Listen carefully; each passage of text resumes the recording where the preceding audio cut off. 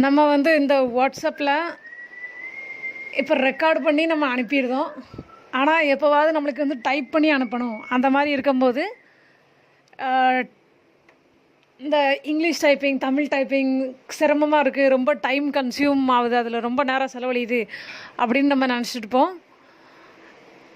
அவங்களுக்கு நான் சொல்ல போகிற விஷயம் வந்து ஏற்கனவே சில பேருக்கு தெரியும்.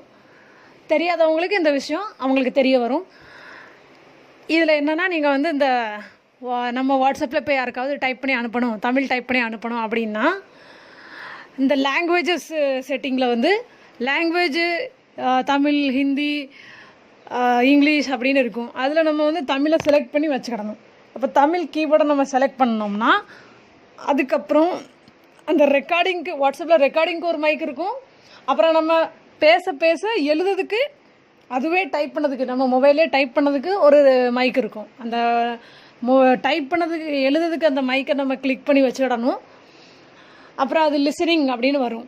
அப்போ நம்ம பேசணும், நம்ம பேச பேச அது எழுதும்.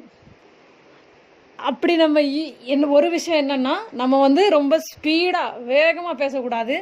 அது வந்து ரெக்கக்னைஸ் பண்ணாது. நம்ம கொஞ்சம் பொறுமையாக பேசணும். பொறுமையாக பேசி அதை எழுதினோம்னா, நிறுத்தி பேசணும். பொறுமையாக பேசினாலே அது எழுதி நம்ம அனுப்பிடலாம். இந்த மாதிரி